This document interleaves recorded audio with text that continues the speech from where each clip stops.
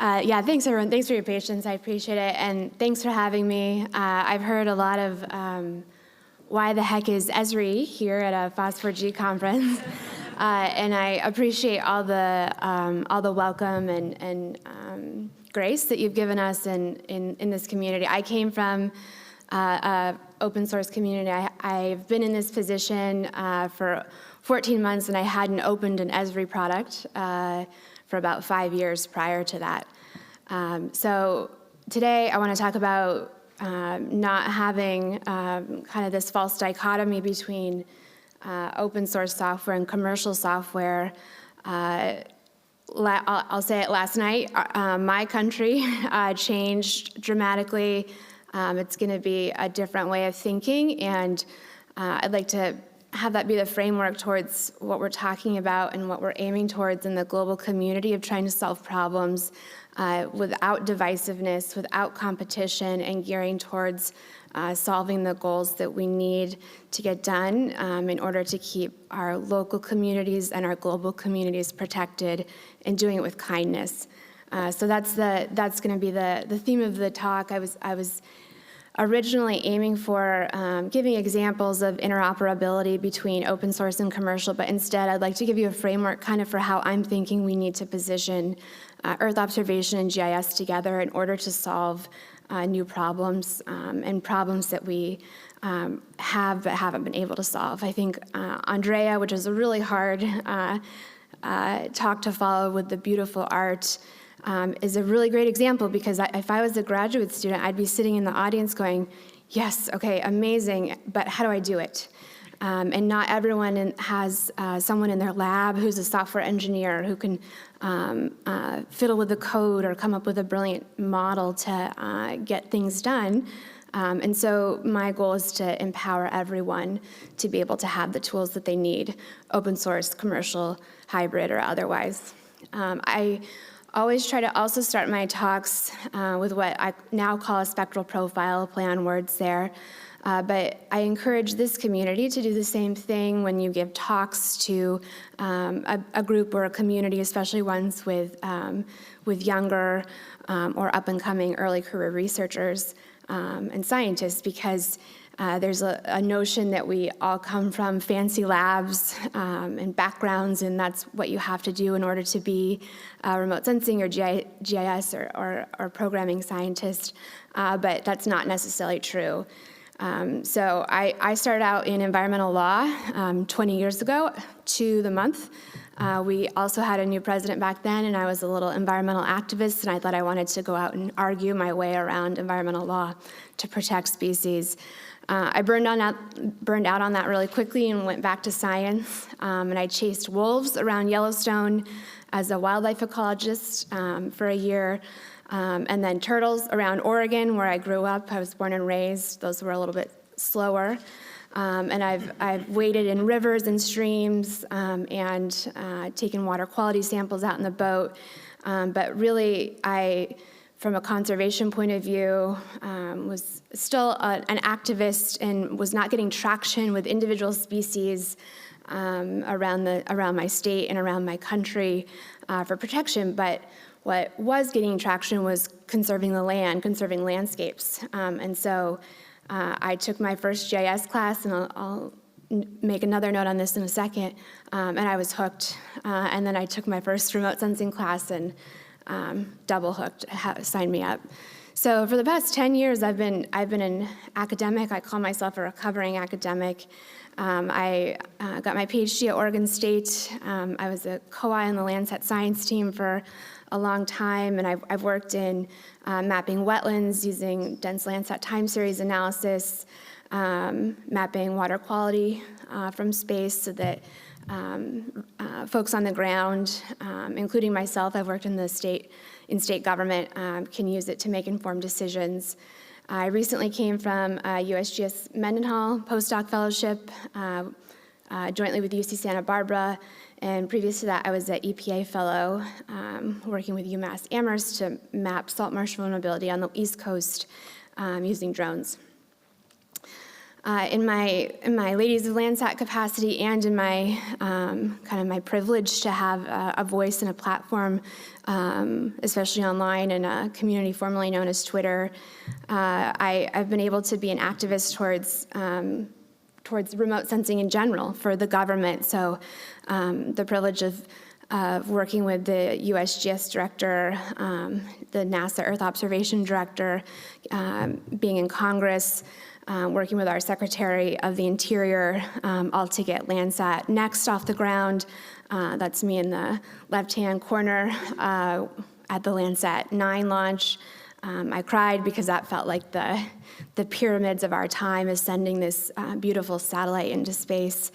So I recognize my privilege, but I've tried to use it to elevate others. And again, I encourage those of you in the audience who also have the privilege of having a voice and having power of some kind to become an active ally and help younger folks. And I'll give a shout out to Alex, who's done that for me for quite some time.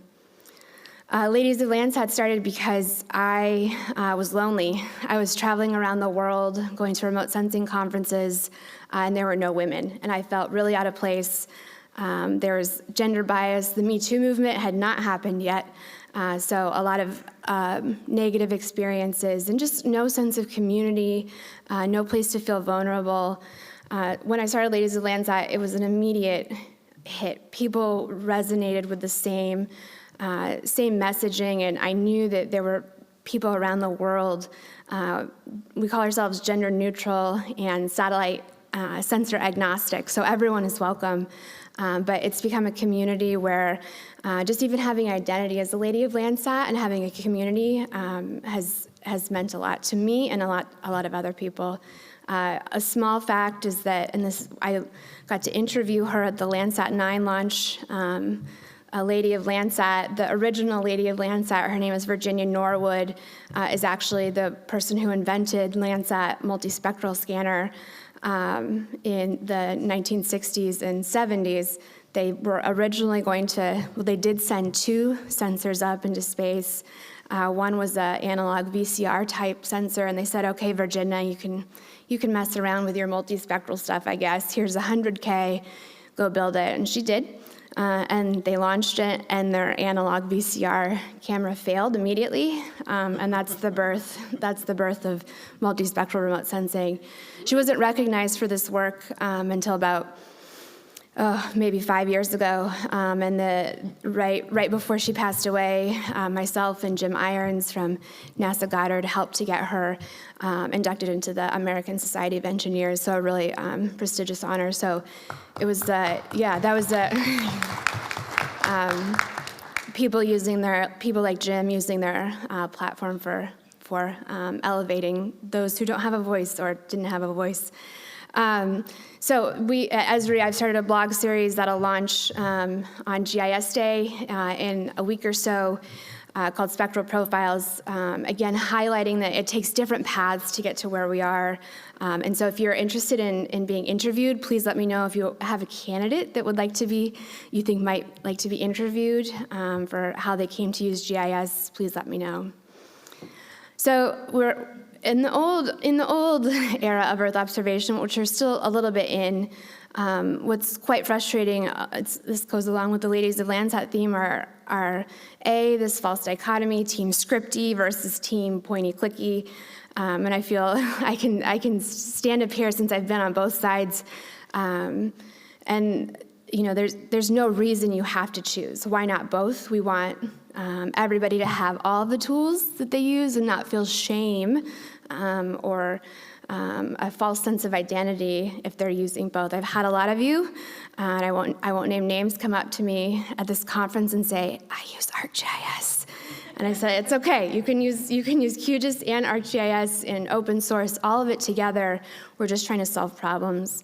The other one that we had a full group, Ladies of Landsat and Sisters of SAR Slack channel chat for about 2 weeks, going on with this tweet on the left. It says, let's talk a little bit about what the future of satellite imagery industry looks like. Can you code? No. Well, then it doesn't include you. And that really ticked us off because there's a lot of things that go into that statement, right? Not all of us have, and I speak 3 programming languages, not all of us have the privilege of being able to learn a programming language. There's major socioeconomic gaps, gender gaps, geographic gaps, and in general, you don't have to code. You can be collaborative, and there's room for everyone. So I'm trying to shut down that messaging, and do that here today. So one of the problems with the old that old messaging of imagery, remote sensing, Earth observation is that I have found since I've entered this role in Esri, at the practical level, at the application level, we're missing a lot of imagery and remote sensing scientists. We have a thriving community, both within Esri and open source and together, of GIS analysts, but not necessarily people on the ground to use imagery. And there's kind of a journey, right? So for me, and I'm guessing a lot of you in the room, we go through university, grad school. Andrea said she found it at a conference, and we see GIS, and we're, holy smokes, this is what I want to do with the rest of my life. I love the spatial data. It makes sense to me. I had no idea this existed, and we get really excited about it. And we're really bought into this geographic theory that we all work in, where we can be an economist, an environmental scientist, a social scientist, and it's all integrated with the spatial data, and we can tell stories, and we can solve problems, and be really curious. And there's room for everyone in GIS that we've created in this community, from data collection all the way to taking action from decision makers. And GIS itself is advancing rapidly, and what I see in Esri and the open source community is that community is keeping up. We're using that technology, we're implementing the new stuff. But while the imagery in Earth observation, interest, technology, accessibility, and inclusivity continue to grow, we're not keeping pace with the job market. I just had the privilege of being at the Geospatial Council of Australia's handover of their book of economic analysis report last week in Canberra, and someone asked the question, okay, we have all this great data showing the power of geospatial data and Earth observation data, what's holding us back?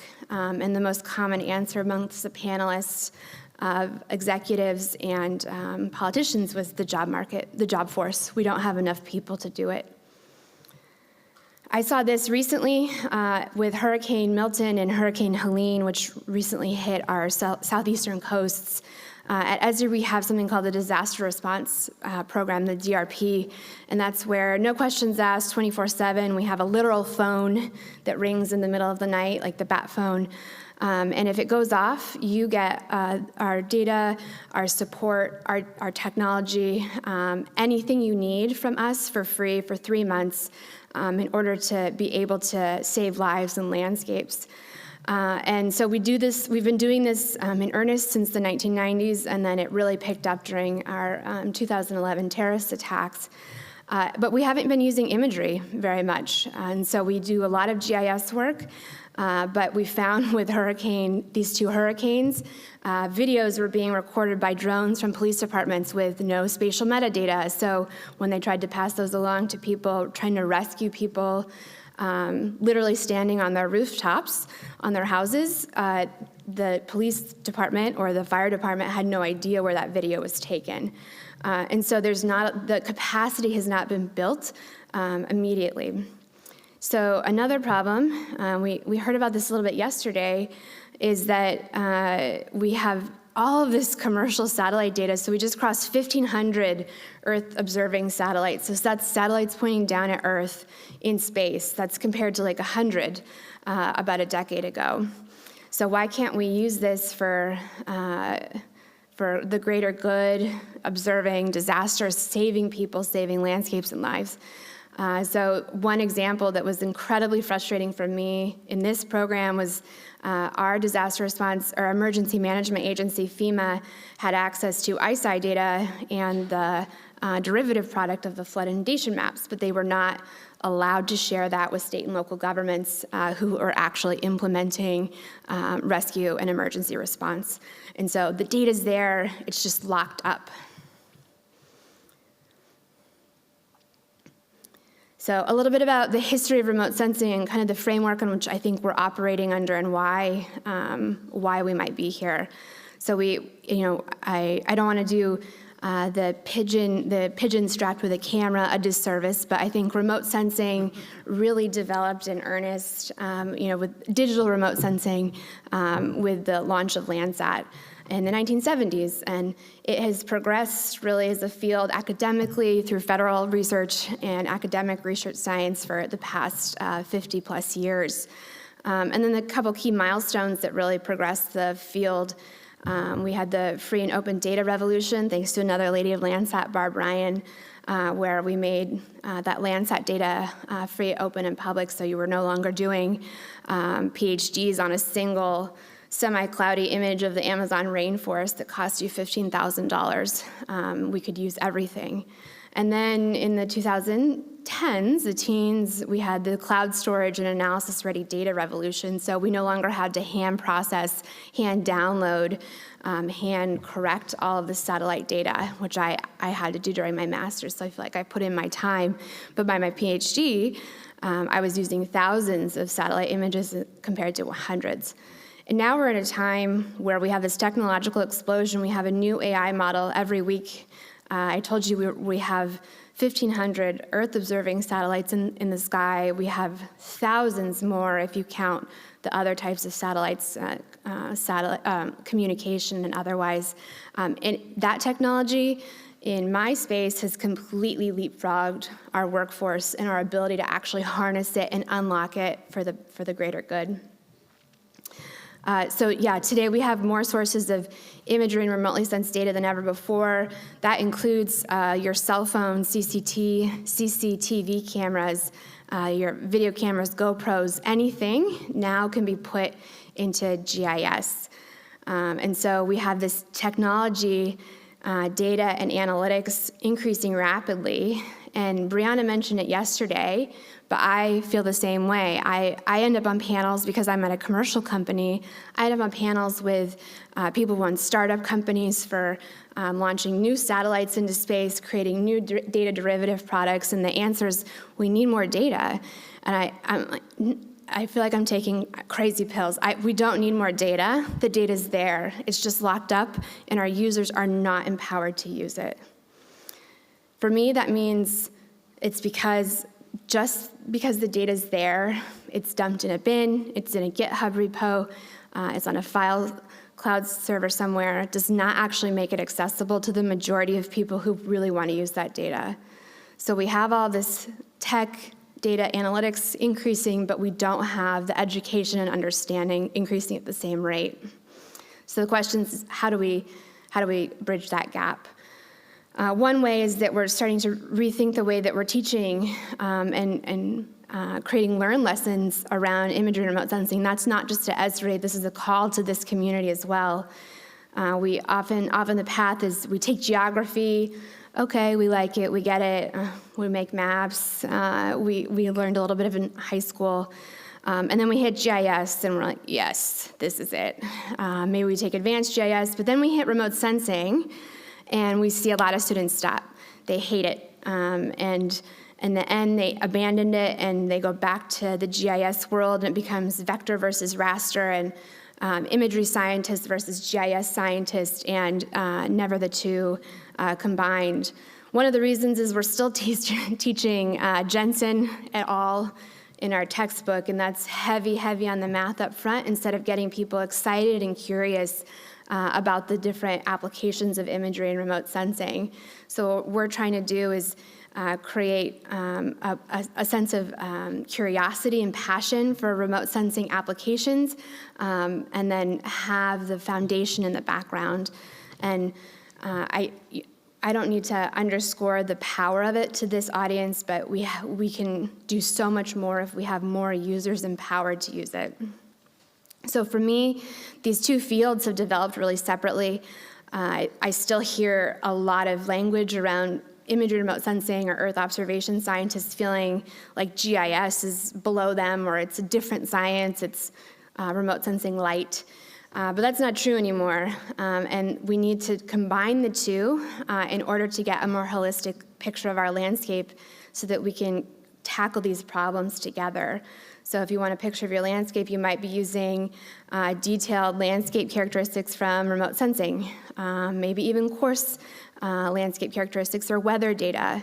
But then when you add in GIS, you really start to unlock that imagery and add in context.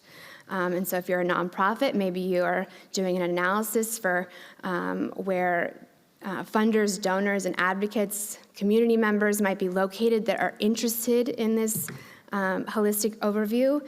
And together, all of that creates a better shared understanding of what's going on. So together, GIS and remote sensing integrate knowledge by location and are so much more powerful together. And again, it's a call to this community to think of them together rather than separately. And now, more than ever, we need people who are bridges or in-betweeners or translators in the imagery and remote sensing space, in the application space. Andrea was a beautiful example of being an archaeologist using remote sensing and geospatial technologies. But really, we want that bridge of passion, curiosity, critical thinking, communication, and most importantly for me, community to drive the ability to be that bridge. So I'll go through a little bit in terms of how we get there. This is one of my favorite graphs that I show. It's going from imagery to insight for me. So on this bottom left-hand corner, we have data-driven goals. A lot of us are here or have been here in the academic and research space. We want to analyze data. We want to use the data and create new manuscripts, papers, outcomes, that type of thing. But we never make it all the way up to understanding. So we need to be able to go from using the data to understanding it, in imagery to insight. An example is wildfires.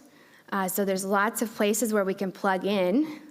For the use part of that chart, we've been doing that since the inception of Landsat. So this is one of the first remote sensing of environment papers analyzing wildfire scars from 1975. So we have that in the bag, and we continue to have really brilliant people working on that. Towards the visualization part, we have, just an image. This shows an active fire in California. You can start to grasp what that means. More people would start to understand it.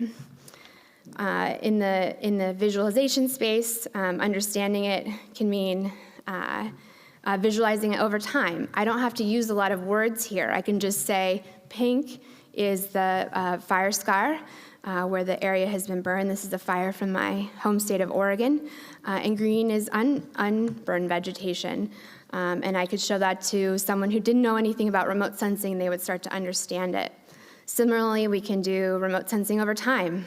This is all from a free and open Landsat Explorer app that we have, where you can just click around. You don't have to sign in or anything and start really getting hooked on this data. And so anyone can use this to monitor fires in real time. We can also then plug in GIS and tell stories of wildfire over time. But really then the power comes in when we can focus on putting GIS and imagery together. So this is our Wildfire Aware app. Again, anyone can zoom in, and we send the public to this site quite often. So you have imagery doing the fire scar, but then you have GIS creating context around what that fire means. So how many people live there? How many people speak English in case you need to do an evacuation warning? How many people have a car? What are the land use cover types? Are there any endangered species around? What's the probability that a fire might come through again? All of these things go towards helping people understand. So I'll skip through these, and I'll go to what we're at the nexus now of GeoAI, where we have these segment anything models, and we have damaged and undamaged buildings. Okay, we have red and green. We understand it. Apologize for the red-green map. And we have that deep learning model open, accessible to anyone who wants to use it. But then the power, again, comes in when you combine it with GIS. So we know what types of buildings were damaged, what's the socioeconomic status of the buildings and neighborhoods that were damaged. This is the Maui fires. Where do we need to rebuild, and where does aid need to go? And so the last part of this, and this is one of our most used tools, is story maps, where you can then tell a story and integrate your geospatial data interactively to help everyone understand what happened in the end. So again, we want to go towards a community that integrates GIS and remote sensing together, elevated, and all these wonderful things on the left-hand side, but really still grounded in our best practices, foundational knowledge and science, and that doesn't matter if it's open source or commercial. You can use the two together, and it is a false dichotomy that we need to have them separate, and you can't belong to both communities. At Esri, we've created a new community called IRIS. The goal is kind of everything I've outlined today, towards empowering, fostering, prioritizing, and cultivating this new sense of urgency with imagery and remote sensing. And so I'll put this up, and I encourage you to join, post if you have questions, introduce yourself. I have a post where we can introduce ourselves, and we have fun things too, like Wavelength Wednesday, where we post random images, and we'll do other cool initiatives as well. And again, with the state of the world this morning, I haven't had a good cry yet, but I just want to just really impart upon everyone that community is greater than competition. And I ask you to do a random act of kindness on behalf of our country and the half of the country that is not represented currently and really believes in kindness, inclusiveness, and is not a part of divisiveness and exclusion. So thank you for having me. Cheers.